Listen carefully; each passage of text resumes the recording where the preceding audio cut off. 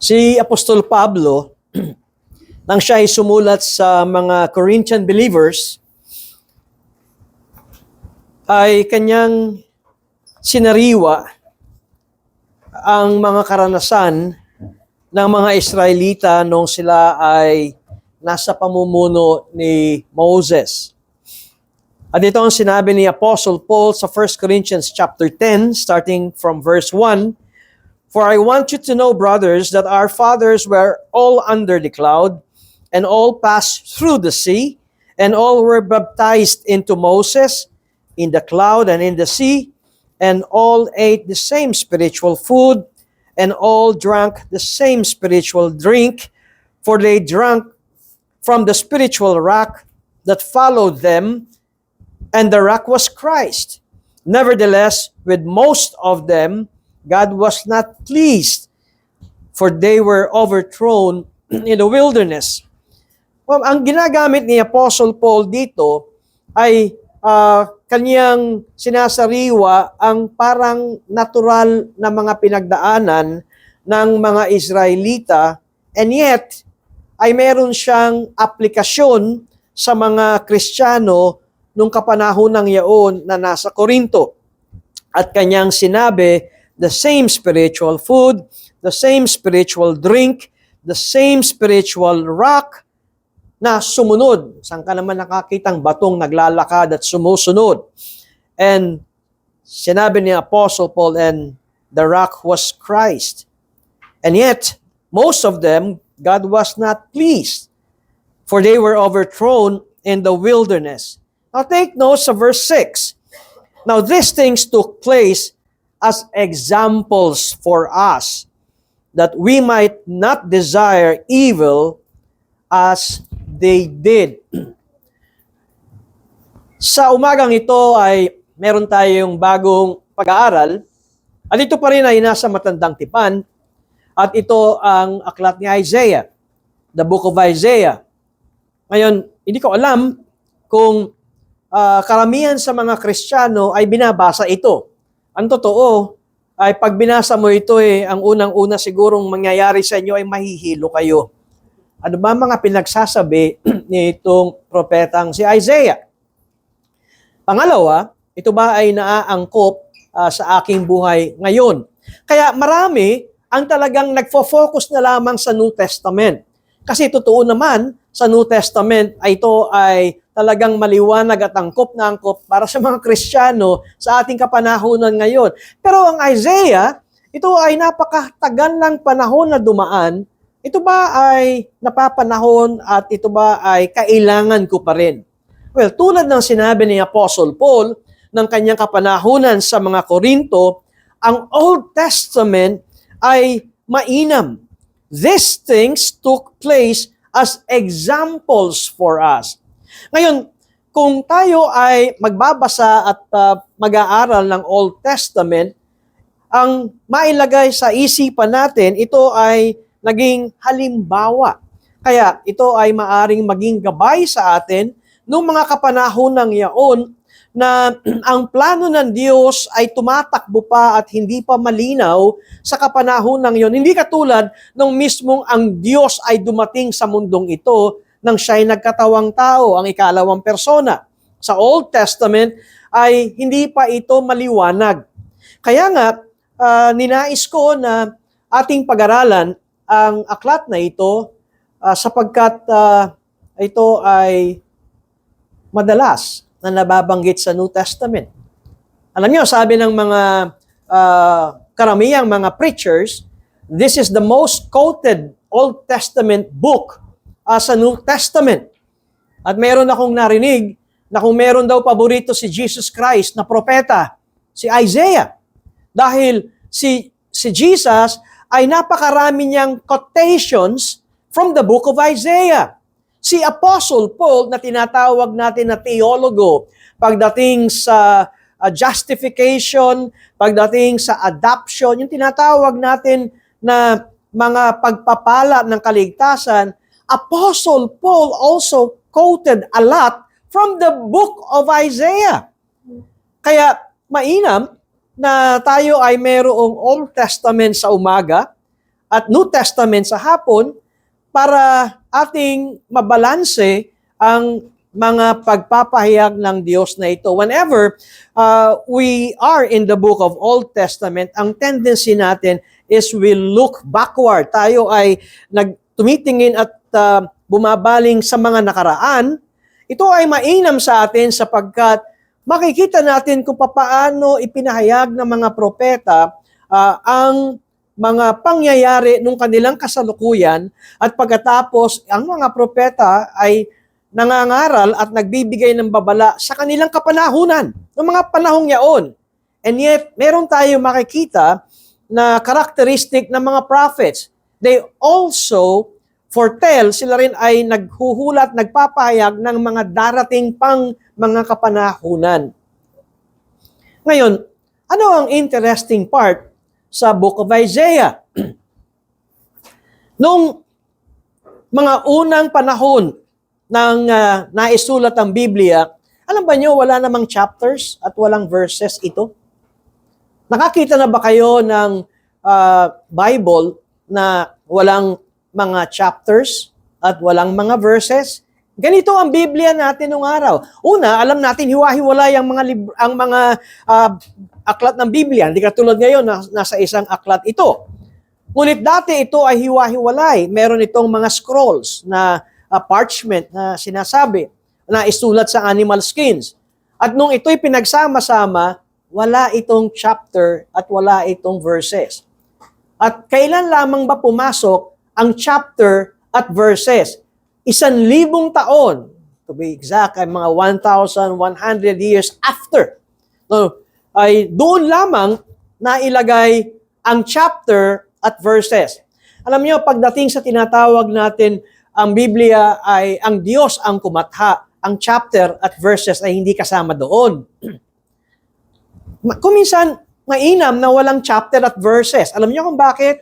Kuminsan, ito ang nagiging dahilan na napuputol ang konteksto ng aklat, ng Biblia. Kasi meron tayong tendency, kapag nagbasa tayo, hanggang chapter, ganito lang ako, tapos na. Pero noon, ang mga followers at ang mga disciples ng Diyos, when they read the scriptures, ito ay binabasa nilang parang isang sulat, isang tuloy-tuloy. Subukan nyo na magbasa ng ganito na hindi kayo nahahadlangan o naiimpluwensyahan ng mga chapters and verses. And I think you would agree na mas makukuha nyo ang konteksto ng aklat. And so, starting today, I would encourage you to read the book of Isaiah. Dahil ito ang inyong marinig na pangangaral ko sa umagang ito, simula sa umagang ito, at maaaring magtanong kayo, gaano katagal kaya si Pastor mga ngaral ng Isaiah? Bigyan ko na kayo ng pangunahing heads up. Bigyan ko na kayo ng tip. Mga 1 taon lang naman. Alam niyo, isipin niyo kung bakit? Ang Isaiah ay 66 chapters. Ang linggo natin sa 1 taon, alam niyo ba kung ilan? 52 weeks. Di kung isang chapter lamang tayo, kada isang Lord's Day, lagpas pa to ng 1 taon.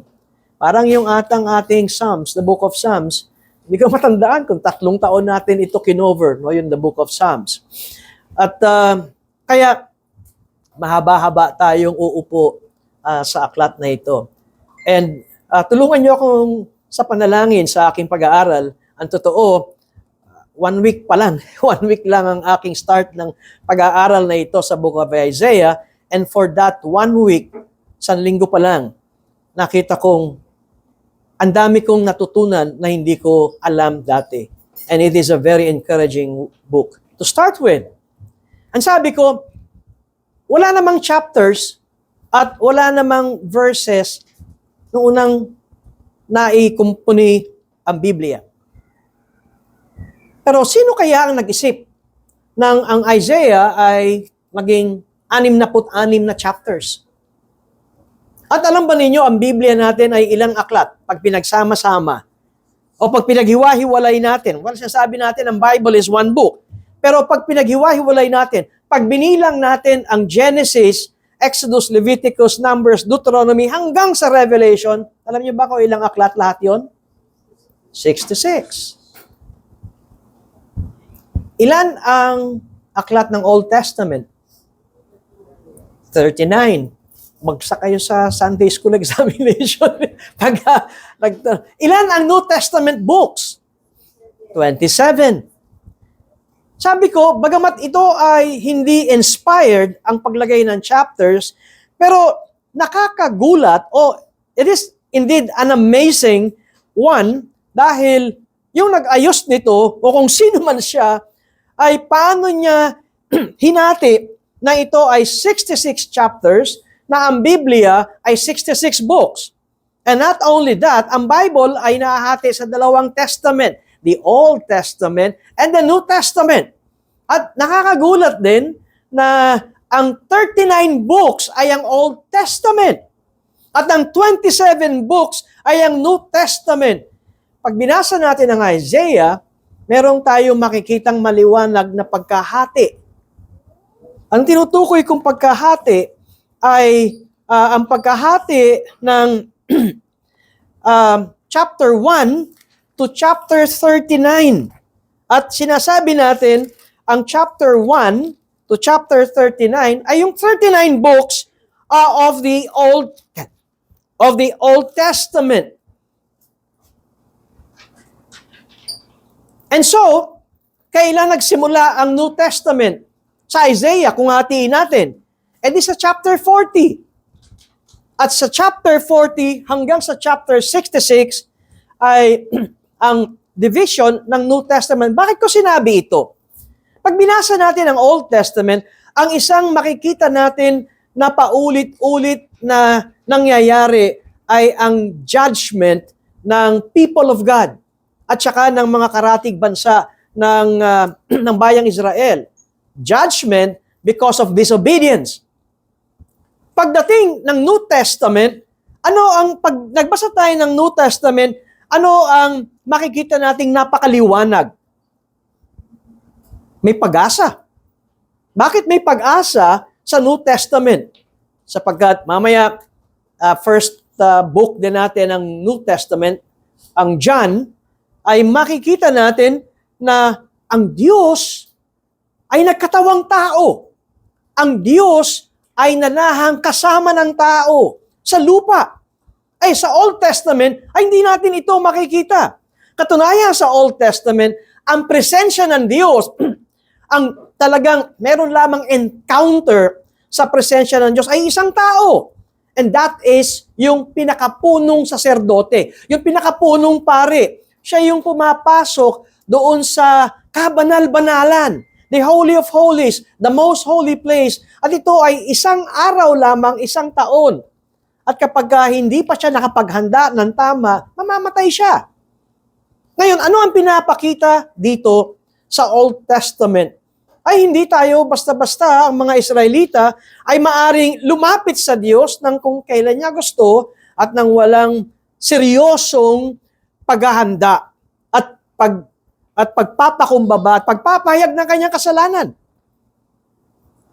At kinakailangan ay mayroong siyang handog at mayroong dugo ng hayop na wiwisikan ng high priest o ng punong saserdote yung pagpasok niya sa the most holy place at ang kanyang wiwisikan doon ay yung doon sa ibabaw ng kahon, yung tinatawag na nakabalot ng latay na ginto at sa ibabaw noon ay mayroong dalawang kerubin na isang hulma lamang o isang gawa at doon winiwisik ang dugo ng hayop.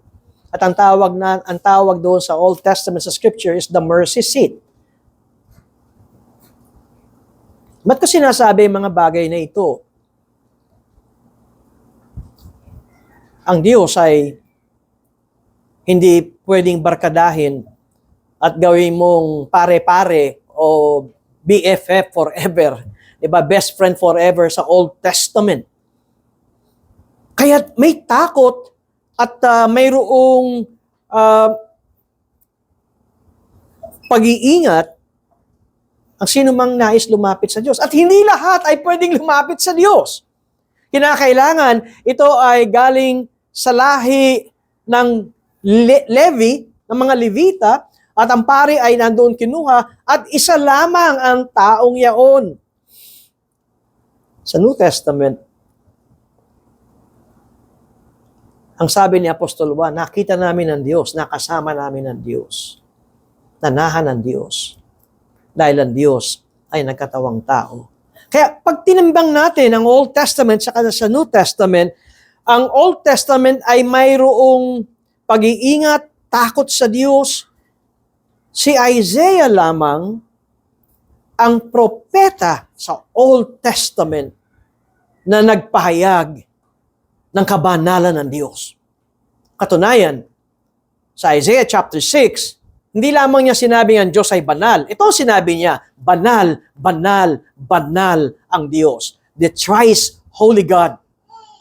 Kaya't si Isaiah ang nagturo sa Old Testament people na mayroong dapat nakaseryosohan ang mga Israelita sa kanilang paglapit sa Diyos. Sa madalit salita, walang sino mang taong makalalapit sa Diyos dahil lahat tayo ay makasalanan. Pagdating sa bagong tipan, ang Diyos ang siyang lumapit at bumaba at kasama ng tao. And so ano ang message ng New Testament? Ang message ng New Testament is comfort. Ang message ng New Testament is pag-asa, kaligtasan at pag-asa. Nakakagulat, sabi ko nga, kung sino man ang naghati nitong kabanata na ito ng Book of Isaiah, dahil ang simula ng New Testament ay pagtapos ng chapter 39. Sabi ko dahil 39 books ang Old Testament, simula yan sa Genesis hanggang sa Malakay, bilangin nyo yan, 39 yan. At pagdating ng 40 hanggang 66, yan ay ang New Testament. And so, ang paghati sa New Testament ay ang chapter 40. At alam ba ninyo kung ano ang chapter 40 ng Isaiah? Basahin ko sa inyo ang Isaiah chapter 40. Unang-unang sinasabi sa linya from the English Bible, comfort. Comfort my people, says your God. And so, ang New Testament message, kung bubuksan natin at uunawain natin at sisimulan natin pag-aralan ng New Testament, it is a message of comfort from God. Bigyan ng aliw, palakasin, bigyan ng pag-asa ang mga aking bayan. At pagkatapos, verse 2, speak tenderly to Jerusalem and cry to her that her warfare is ended, that her iniquity is pardoned, that she has received from the Lord's hand, double for all her sins. And take note of verse 3. A voice cries in the wilderness, prepare the way of the Lord. Make straight in the desert a highway for our God. Hindi ba't ito rin ang sinasabi sa ministeryo ni Juan na nagbabautismo? Amazing, isn't it? Na sinasabi natin itong mga bagay na ito. Si Isaiah ang siyang nagpahayag ng maraming beses ng kabanalan ng Diyos. The thrice holy God, the perfect God. Siya nagsabi na the Holy One, the Lord is the Holy One of Israel. Alam ba ninyo na more or less 25 times binanggit sa aklat na ito ang kabanalan ng Diyos ni Propeta Isaiah. Ang ibang mga propeta ay kung sila ay nagme-mention ng God is holy, ito ay 1 hanggang 3 lamang. Kaya ang isa sa makikita nating prominenteng pagpapahayag ni Prophet Isaiah ay ang kabanalan ng Diyos. ng Diyos. Paano ba tayo nagkaroon ng aklat na ito? Bago na-discover ang sulat o yung scroll ni Prophet Isaiah sa isang kuweba sa may northern part ng Qumran, end of the sea, bago ito na-discover, meron ng manuscript na sinasabing from the original, ang mga transcribers at ang mga scholars ng aklat ni Isaiah. Ngunit ang petsa nito ay nasa approximately 1,000 years AD. Kung tama ang aking sariwa nito. And so, ito ay AD. Alam natin, at sinabing Anno Domini, ay ano ba ibig sabihin nun? Ano ba yung BC, before Christ? Ano yung AD, Anno Domini? Minsan mabilis na after death. Matapos na si Kristo yung umakyat sa langit, doon na nagsimula yung counting. Regardless kung tama ito, hindi. Pero 1,000 taon pagkatapos ng pag-akyat ng Panginoong Jesucristo, doon lamang na mayroong scroll o kasulatan si Prophet Isaiah. Yun ang pinagbabatayan noon ng mga linguist scholars na kanilang isinasalin sa Ingles yung Prophet Isaiah na yon ng revised version ng Bible, Revised Standard Version. Pero 1948, merong isang pastol ng kambing na naroon sa lugar ng malapit sa kuweba, kaya nga ang tawag dito sa Isaiah nito ay yung Qumran Scrolls. Merong isang pastol ng kambing na ang kanyang ginagawa ay kumukuha ng bato at binabato paloob, papasok doon sa kuweba. Pag ganun, alam nyo na ang edad nito, mga teenager. Ganun yung minsan, ba't mo kailangan batuhin? Wala, gusto ko lang. Ganun. Minsan, tatanungin mo yung mga kabataan, bakit mo ba ginagawa? Gusto ko lang. Kaya ito ay nagbabato lang siya. Bato lang siya ng bato sa loob ng kuweba. At mayroong siyang narinig. Narinig na may nabasag. Kaya nung narinig niyang may nabasag, sabi niya, may tinamaan ako. Nabasag. At siya'y tumakbong papalayo. Iniisip niya, baka meron siyang na-damage na isang mahalagang bagay na siya ay pagalitan ng may-ari. Wala namang kumikilos. Kaya binalikan niya ang kuweba at nang siya'y pumasok, may nabasag nga.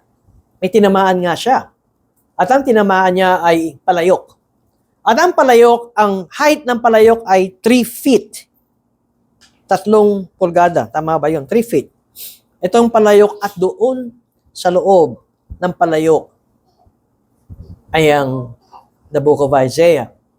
At ito ay hindi putol-putol, ito ay buo na the book of Isaiah. At nung tinignan nila ang petsa nitong nasa loob ng palayok na ito ay 100 before Christ. Alam natin na ibig sabihin 100 years bago ipanganak si Kristo. At alam natin na ang Isaiah bago dumating si Kristo ay from 800 to 900 years. Dahil sa discovering ito, at ito ay 1948. Dahil sa discovering ito, yung mga nagsasalin ng Isaiah na ang kanilang pinaggagamitan ay yung 1,000 years, sabi nila na nearer sa original, at nung nakita nilang mayroon pang mas malapit. Ito ay 100 years before Christ. Kung kaya't ang kanilang sinabi, ihinto natin ang translation nitong ating ginagawa ng Revised Standard Version at pag-aralan ang nadiskubring kumpletong aklat ng Isaiah na nakalagay sa palayok na nadiskubre ng isang pastol ng 1948 sa Qumran, sa kuweba, the northern end of the sea.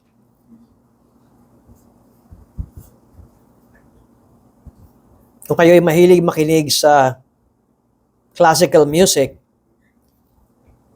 yung musika ng Handel's Messiah, ang lyrics nun ay hango sa the book of Isaiah.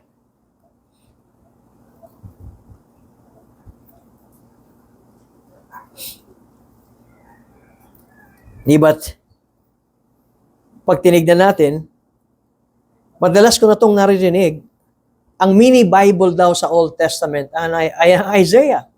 Mini Bible dahil tinawag kasi nilang itong 66 books. Pagkatapos 39 sa Old Testament and 27 sa New Testament. Tingnan lamang natin ang ilan sa mga quotations ng mga New Testament writers na hango sa Old Testament. At dito kay Isaiah, inuna ko na ang voice crying in the wilderness, prepare the way of the Lord. At ito ay ang ministeryo ng si Juan o si John the Baptist. Kaya't sinasabi ko na ang isang dahilan kung bakit nilalaktawan ng maraming Kristiyano ang aklat ng Isaiah ay dahil ito'y mahirap maunawaan. Pero kung makikita natin marahil ang isa pa sa sikat na mga quotations sa New Testament coming from the book of Isaiah ay yung, though your sins be as scarlet, they shall be as white as snow. Bagaman ang inyong kasalanan ay katulad ng scarlet, alam natin pula, di ba? Ang inyong kasalanan ay tulad ng pula, ngunit sila ay magiging kasing puti o busilak na puti ng snow o ng niebe. Ay, naintindihan ba natin kung ano ang sinasabi nitong bagay na ito, though your sins be as scarlet? Ito ay konteksto ng tinanggal ang balahibo o ang wool ng sheep, ng tupa sa kanyang katawan at kuminsan sa pagtanggal ng balat o nitong wool na ito sa mga tupa ay may sugat at naduduguan at kuminsan ay mayroong kapag kinuha na rin ang tupa at kinatay ay talagang isipin nyo, yung mismong balat din ng tupa ay punong-puno ng dugo. Ngayon, imagine ninyo na ang balahibo ng tupa ay may mancha ng dugo ng tupa. Kaya pa bang tanggalin ito? Wala pang Ariel noon. Wala pang babad-babad noon. Wala pang mga strong detergent noon. Paano matatanggal ang namantsahang balahibo ng tupa ng dugo at pagkatapos ito'y magiging singputi ng niebe o ng snow? At ito ang sinasabi na mensahe ni Prophet Isaiah. Maaring magiging simputi lamang ng niebe nung kapanahon ng iyon ni Isaiah kung ito ay idaday, lalagyan ng kulay ng puti. Pero ito ang pangako ng Diyos.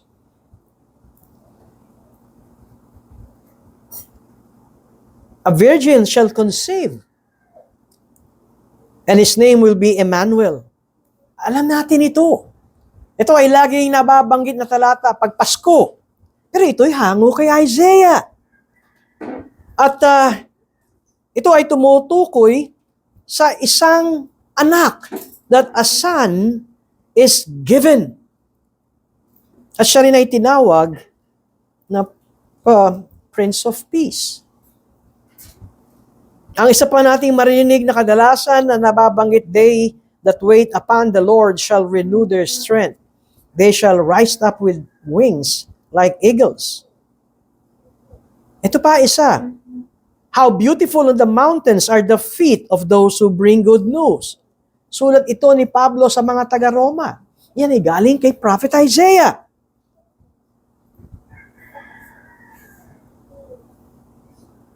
At ito lamang ang ilang mga talata. At kapag tayo ay pumunta sa chapter 55 ng Isaiah, meron tayong mababasang wounded for our transgression, bruised for our iniquity. Sino ang tinutukoy nito?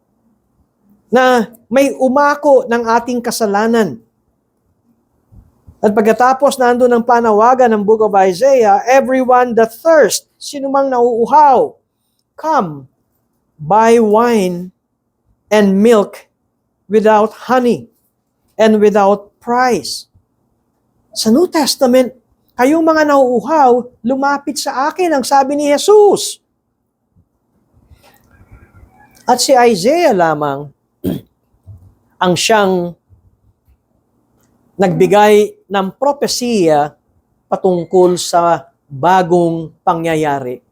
Anong ibig sabihin bagong pangyayari? Yung dating paliwanag, pag nagbabasa ka ng Old Testament, there is no such thing as new. Narinig ko yung misang argumentong ito. Kaya nga old walang bago. Pero si Isaiah, sa kanyang sulat at prophecy, ay siya ang nagbigay ng maliwanag na magkakaroon ng bagong langit, bagong lupa, bagong Jerusalem.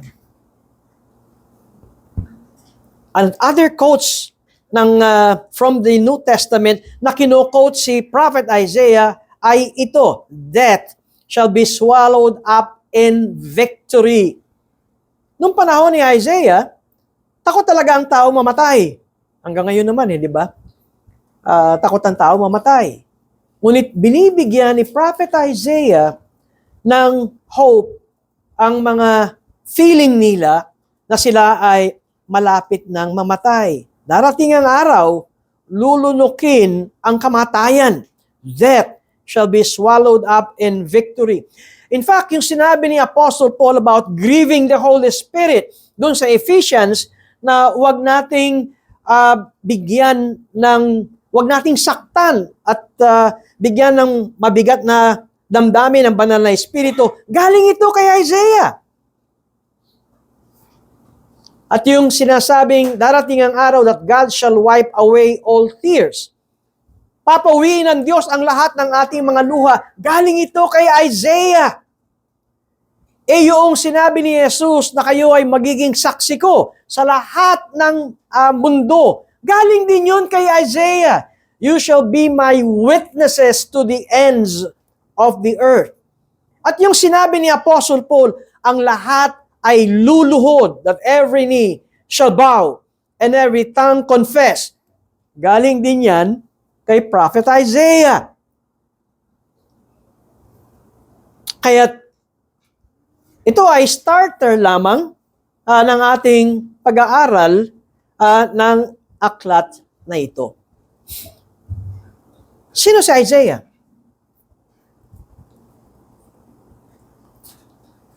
Ang totoo, wala tayong maraming pagbabatayan sa Biblia kung sino si Isaiah. Tinanong ko ang aking sarili. Hindi ko alam kung kayo ay nag-aaral at nagbabasa ng Biblia. Tinatanong niyo ang inyong sarili. Pag nagbabasa kayo, you ask questions. Ito ang isang magandang pag-aaral. Pag binabasa mo, nagtatanong ka. Tinatanong mo ang Biblia, tinatanong mo ang Panginoon, tinatanong mo ang iyong sarili. Bakit nga pala walang pagpapakilala itong si Propeta Isaiah sa kanyang sarili? Walang isang maliwanag na sagot. Meron din naman mga ibang propeta na hindi rin natin kilala ang kanilang pinanggalingan. Ang isang maaring mabilis na sagot, Isaiah was a God-centered person. Dahil ang pinakamahalaga sa buhay niya, ang Diyos ang sentro, hindi mahalaga ang kanyang pagkatao. Para sa kanya, yan ay pwedeng itabi. And so, nandun yung tinatawag nating self-effacing man. Para kay Isaiah, ang mahalaga, ang Diyos ang siyang maluwalhati. Kaya ganda, no? Kung ganito at ugali natin na hindi na mahalaga yung ating sarili. Bakit ba may awayan sa iglesia? Ba't may awayan sa mag-asawa? Nasaktan mo ko eh. Sabi ng lalaki, hindi, ikaw ang unang sumakit sa akin eh. Napansin niyo ba yung pinagtatanggol at pinag-aawayan? Ako. Talagang kapag ako, I, me, myself, hindi ka malayo sa tampo, sa sama ng loob, magtatago na hinanakit kasi ako.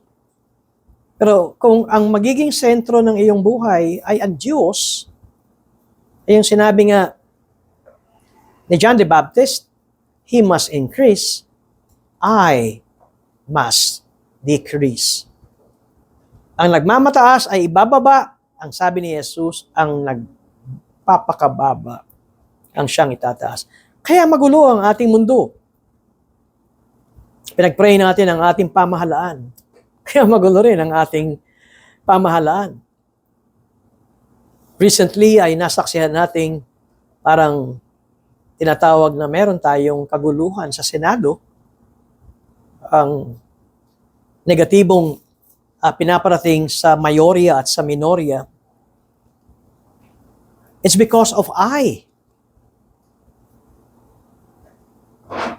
Mainam na merong sumigaw at mamagitan sa gitna. Tabi na natin yung ating personal na pagtatalo. Tignan natin ang kapakanan ng ating bansa.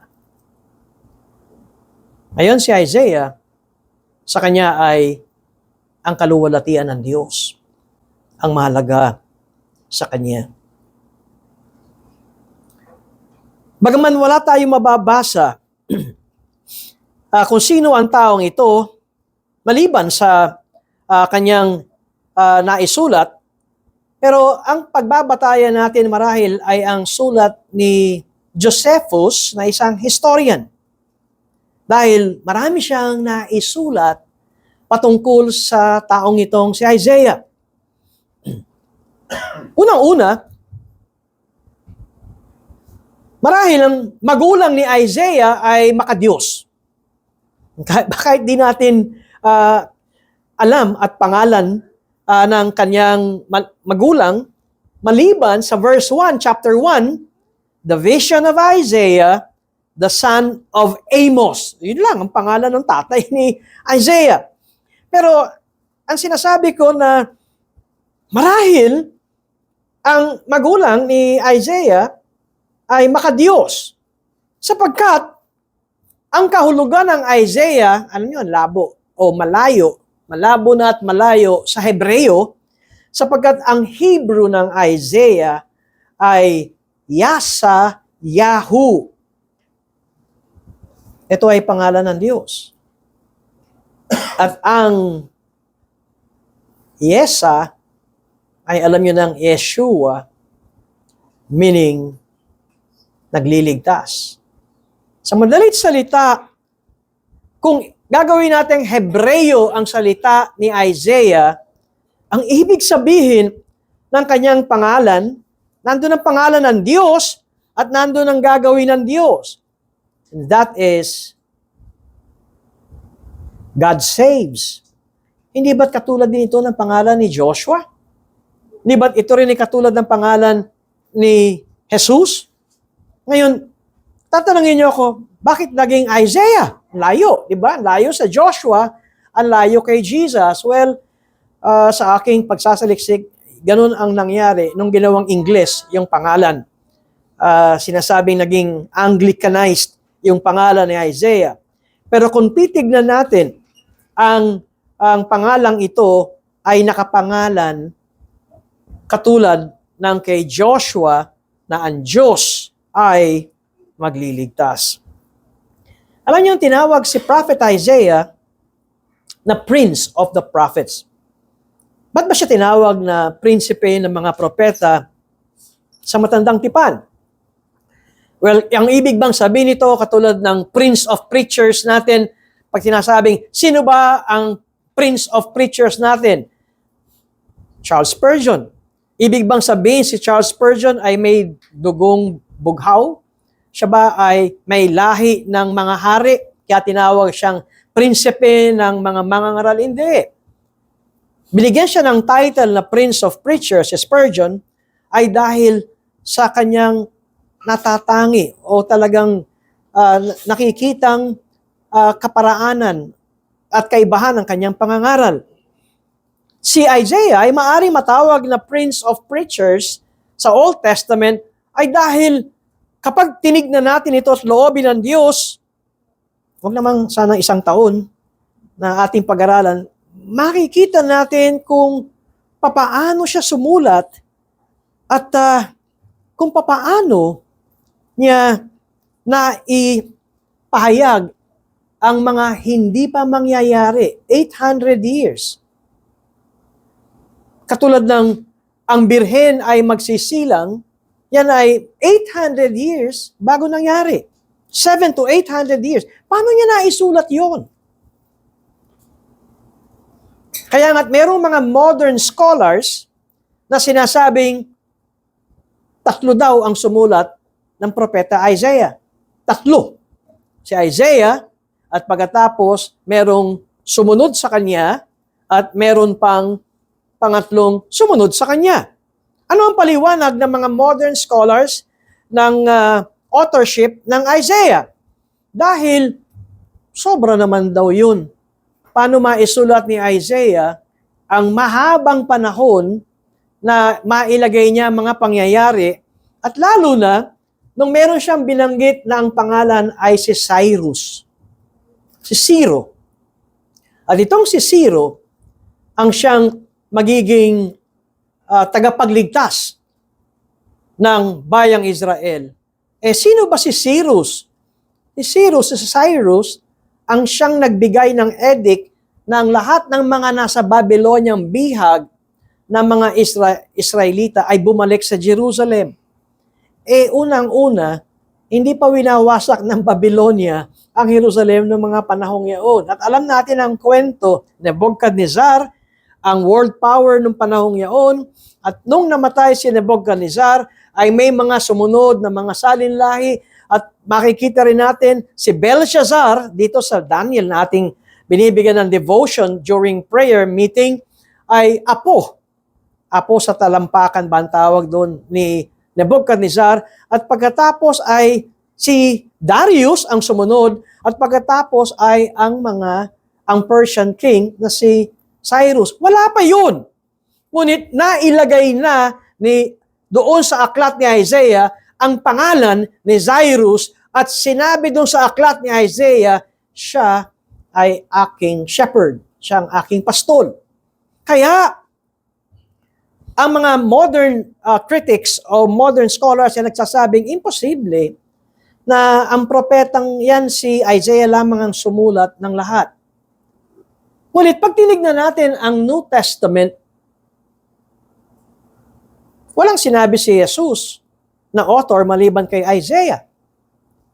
Pag tinignan natin si Apostle Paul, sinabi niya, Prophet Isaiah. At iba pang mga sulat na quotations from Isaiah ay sinasabing Isaiah. Pangalawa, mayroon akong problema kapag sinasabing imposibleng mabigay ng hula ni Prophet Isaiah ang buong aklat na sinulat niya. Ang iniisip ko nito ay tinatanggal nila ang miraculous. Tinatanggal nila ang himala na pagkilos ng Diyos. Nabigyan ng Diyos si Isaiah ng pagpapahayag na mga ito nang hindi pa nangyayari. Ngunit ako'y sumasang-ayon na sinusulat ito ni Isaiah, hindi niya naintindihan. Hindi niya naintindihan ng maliwanag na maliwanag, hindi katulad ng pagkaintindi natin ngayon dahil meron na tayong New Testament na siya nagpapaliwanag nung sa Old Testament. Kaya sino ang taong ito? Siya ay mayroong dugong bughaw. Dahil ayon kay Josiah, apo siya ng isang hari ng Huda. Siya ay apo ni Haring Joash. Kung kaya't, doon sa pagkamatay nitong si Haring Ozias, ay naroon ang kalungkutan ni Isaiah. Naroon na siya ay apektado sa kamatayang ito. Alam niyo kung bakit? Dahil pinsan niya si Haring Ozias.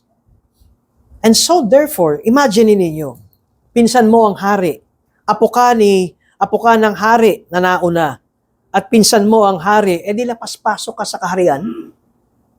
Kaya nga, bagaman, wala ito sa Bible, masasabi natin that Isaiah had wealth, Isaiah had rank, at dahil ikaw ay kamag-anak ng mga hari, Isaiah had very good education.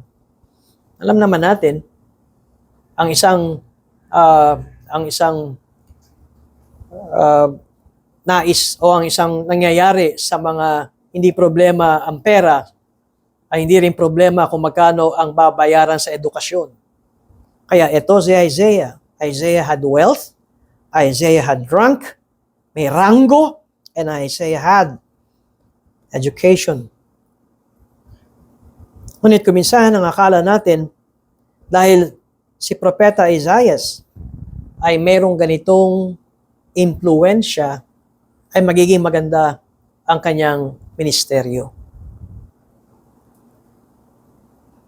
Ang totoo, pag tinignan natin ang Isaiah chapter 6,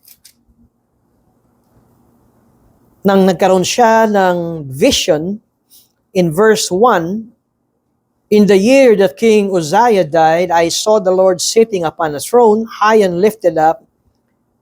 Itong nakita niya, I saw the Lord sitting upon a throne, high and lifted up, and the train of his robe filled the temple. Yung laylayan ng kanyang kasuutan filled the temple. Above him stood the seraphim, each had 6 wings.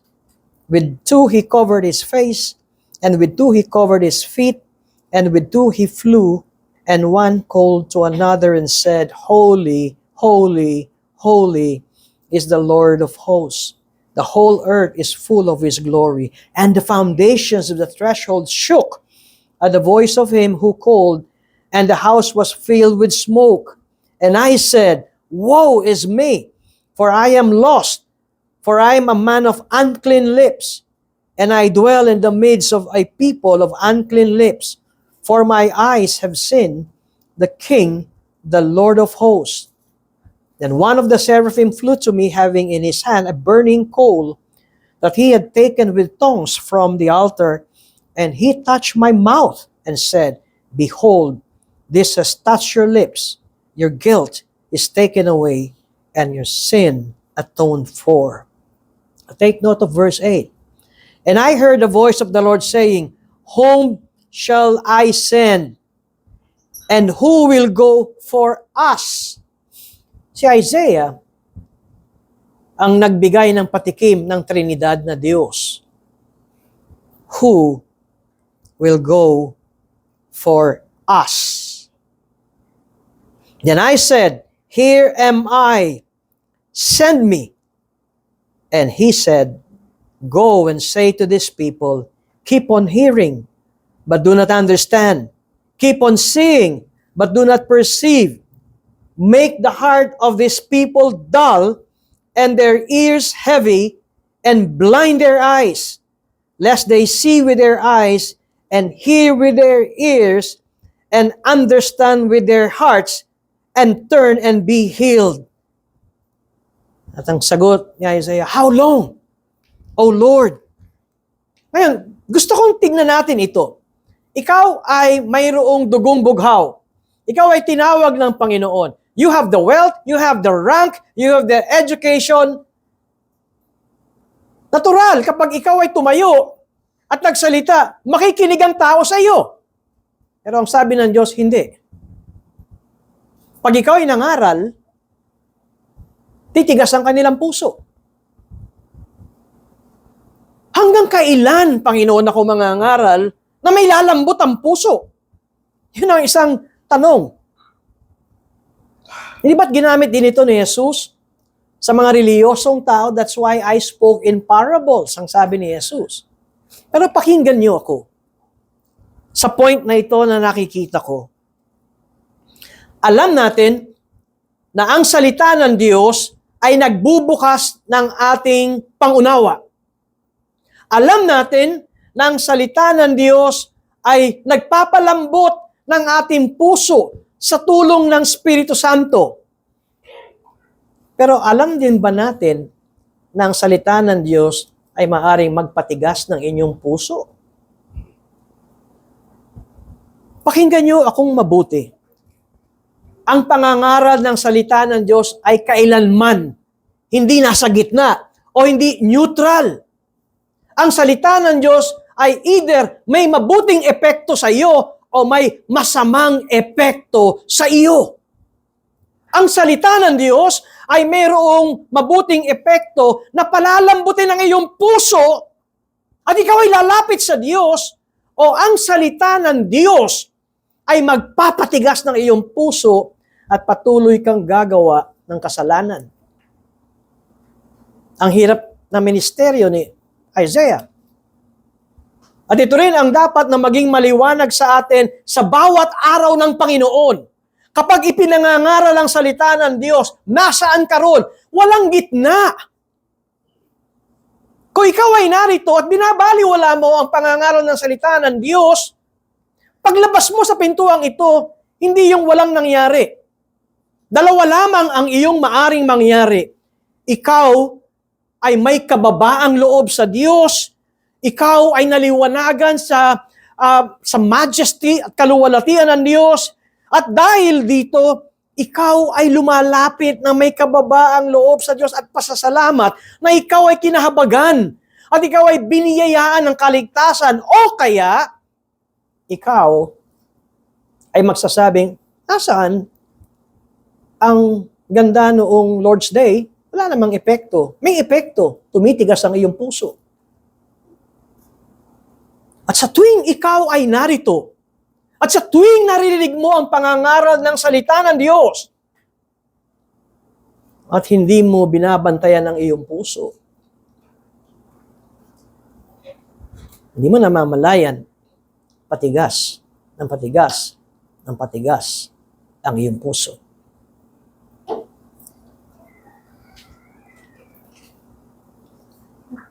At ito ang ministeryong ibinigay kay Propeta Isaiah.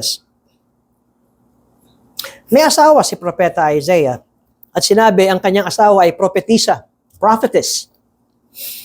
Pero wala tayong nakita o nabasa na pagpapahayag ng kanyang asawa. Kahit na sinabing ang asawa ni Isaiah ay prophetess. Eh, di ba pag prophetess ay may pinapahayag? Kaya ayon din sa tradisyon, bakit nga pala walang prophecy ang asawa ni Isaiah? Dahil nag-uusap sila sa bahay. At ang asawa niya ay nagsasabit, nagpapahayag ng mga bagay na kanya ring tinanggap sa Panginoon sa bahay.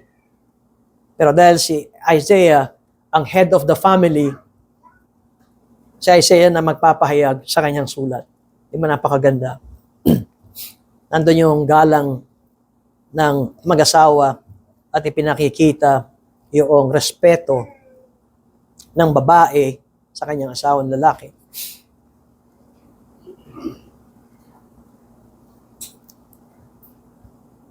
Kaya nga tayo ay hindi sumasang-ayon sa mga Bible women preachers, mga babaeng nangangaral sa iglesia. Imagine ninyo na yung asawa niyang babae ay nangangaral ng matindi at sumisigaw, nakaupo yung kanyang asawa at sabi ng kanyang asawa, Amen! Amen! Amen! Marami yan sa mga ibang churches. Women preachers. And besides of that, makita natin ang qualification ng elder at ng pastor ay hindi babae, kundi lalaki. Mayroon din 2 anak, si Isaiah. At nakakagulat ang pangalan binigay ng anak ni Isaiah. Ang hirap i-pronounce. Ang una ay si Maher-shalal-hash-baz. Maher-shalal-hash-baz. At ang ikalawa na anak ni Isaiah ay si Shear-jashub. Ngayon, may kahulugan ang mga pangalan.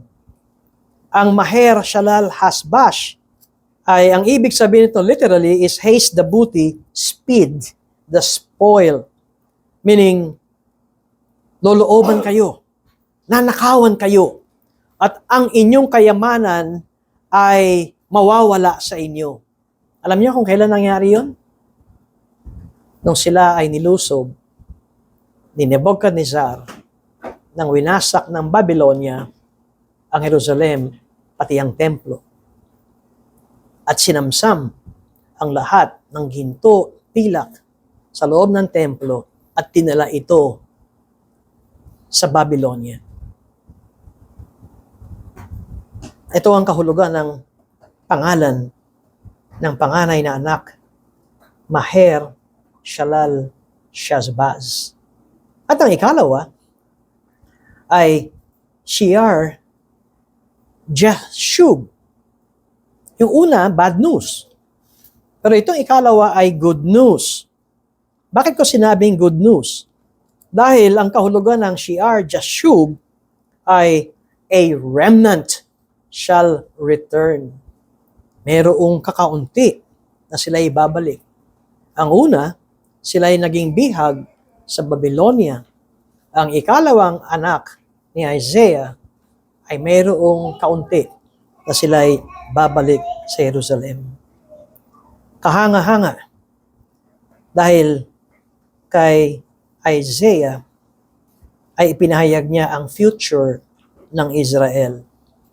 Kahit na sila ay naging bihag, kahit na sila ay naging pobre, kahit sila ay naging mahirap, bad news. Pero yung ikalawang anak ay may good news. In closing, ano ang gusto kong makita natin at matutunan natin sa aklat na ito?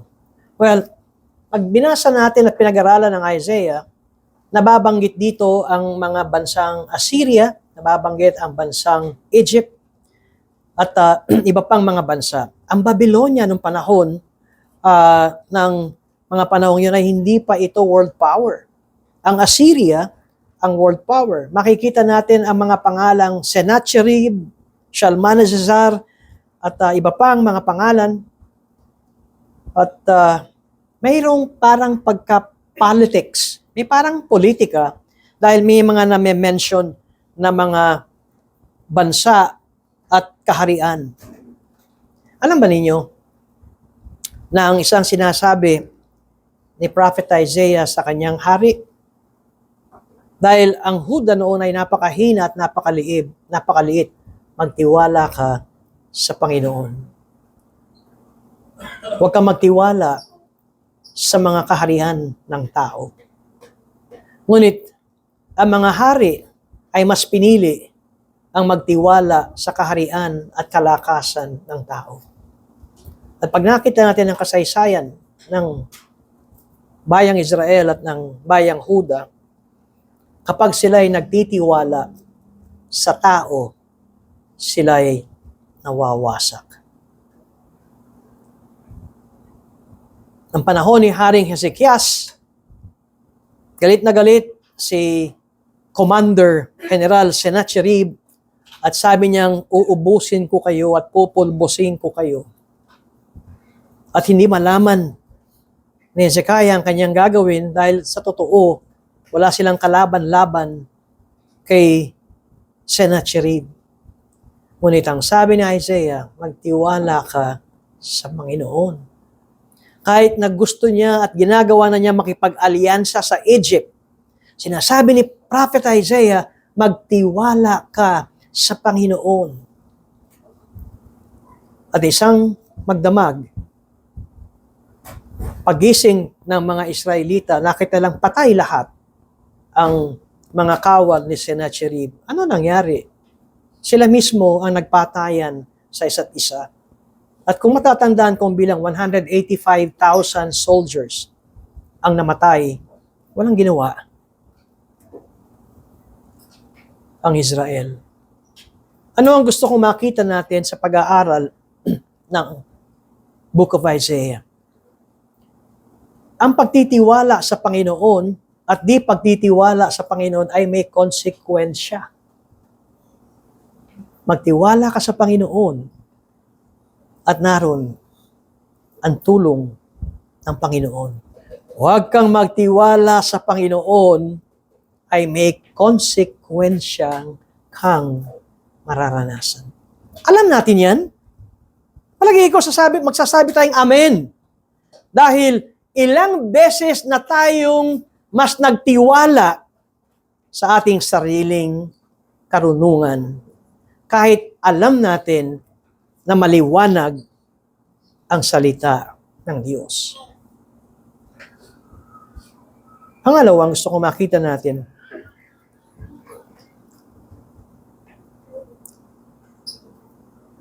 noong panahon ni Isaiah, ang mga Diyos ay mga tinatawag nating Diyos ng bawat lahi o bawat tribo. Halimbawa, ang Assyria ay merong ibang Diyos, ang Filistina ay merong ibang Diyos, ang Egypt ay may mga ibang Diyos-Diyosan, pero kakaiba ang Diyos ng Israel. Kaya nga dito sinabi, ang lahat ay luluhod. Ang lahat ay luluhod sa Diyos ng Israel. Alam nyo, tayo ay nakakapanood at updated tayo sa nangyayari sa buong mundo at kaguluhan. Dahil dito sa kaguluhan ito, ay kuminsan ay nandoon ang takot at pag-aalinlangan natin sa kinabukasan. Kaya Isaiah, kanyang ipinapakita ang Diyos ni Abraham, ni Isaac, at ni Jacob, ang Diyos ng langit at lupa. Ano man ang problema natin sa buhay natin, si Jesus, ang hari ng mga hari at Panginoon ng mga Panginoon. At kahit ipinapahayag ito ni Prophet Isaiah nung kanyang kapanahunan, matigas pa rin ang puso ng mga Israelita. Ang hirap nilang paniwalaan ang pangako ng Diyos. Alam ba ninyo, hindi ba't dapat paglabas nila sa Babylonia, papunta sa Egypt, dapat lahat sila sumunod na sa Diyos. Dahil sinasabi na ito ni Jeremias na 70 taon, ibabalik kayo ng Panginoon sa Jerusalem. Nangyari nga. Ano ang nakita natin? Sila ba ay nagbigay ng buong buhay nila sa Diyos after 70 years na sila ay captive? Hindi. Nagmatigas pa rin ang kanilang mga puso. Matuto tayo. Matuto tayo sapagkat sa panahon natin ngayon, maaaring hindi nga tayo katulad sa mga tao sa matandang tipan ng mga Israelita. Tayo yung mga anak ng Diyos at hindi mawawala ang pag-ibig ng Diyos sa atin. Pero kapag sumusuway tayo, may konsekwensya. Pag mas pinahalagahan natin ang sariling sikap natin at binabaliwala natin ang utos ng Diyos, may konsekwensya. Matuto tayo. Katunayan,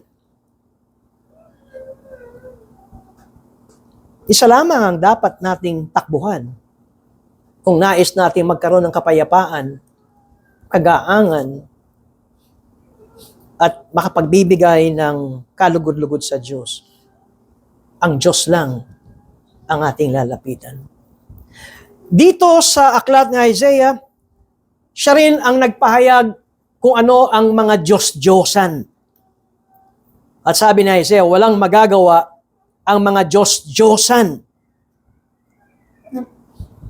Ang the Holy One of Israel, ang tunay na Diyos. Sa atin, maring hindi tayo luluhod sa ribulto. Hindi tayo luluhod sa mga ginagawa ng mga false god. Pero alam niyo, marami tayong Diyos-Diyosan sa buhay natin. Marami tayong hinahabol at niluluhuran. Marami. Kuminsan ang pinakamahalaga sa atin ay, alam niyo na. Pero ito rin ang sinasabi ni Prophet Isaiah. Pansinin niyo, habang habol kayo ng habol sa ibang Diyos-Diyosan, pabigat ng pabigat ng inyong buhay. Napansin ba ninyo? Mabigat. Dahil sinabi ni Jesus, ako lang ang merong magaang na pamatok. Kaya nga nakita ba niyo yung mga taong maraming pera pero nakasimangot? Yung mga, pag nakita niyo kaawa-awa, mahirap, walang pera, pero nakikita niyo at nababakas niyo sa kanilang muka at narinig niyo sa kanilang mga bibig ang kaginhawahan. Anong pinagkaiba? Ang Diyos na si Jesus ang kanilang pinaglilingkuran. Pinagpapalit mo pa rin ba ang pera sa pagsamba sa Diyos? Naniniwala ka pa rin ba na hindi mo kikitain yan sa kapilya ng RGBC kung ikaw ay magtatrabaho sa araw na yun? Naniniwala ka pa rin ba doon? Oo nga. Tumanggap pa nga ng maraming pera. Pero napansin ba ninyo na parang mabigat pa rin na may pamatok kang dala-dala? Dahil si Jesus lamang ang tunay na kapayapaan. Now, sa introduction na ito ay tayo'y ma-encourage sa bago nating serye. Tayo manalangin. Marami pong salamat, Panginoon, sa pagbibigay nyo at gabay sa amin na magkaroon kami ng bagong aklat sa Old Testament na pag-aaralan. Maihanda nyo kami sa mga darating na mga Lord's Day ng pag-aaral namin ito. Nakita namin, Diyos, kung paano kayo nakita ni Prophet Isaiah, makita namin at ngayon ay mas maliwanag sa amin dahil ang Panginoong Jesucristo ay kanya nang nagampanan ang inihula ni Prophet Isaiah at ngayon si Jesus ay nakaupo na sa kanang kamay ng Ama, namamagitan sa amin, nananalangin para sa amin. At di lamang yun, ang Espiritu Santo ay nananahan sa amin upang kami ay bigyan ng kaliwanagan. Ito po ang aming dalangin, Ama, sa ngalan ni Jesus. Amen.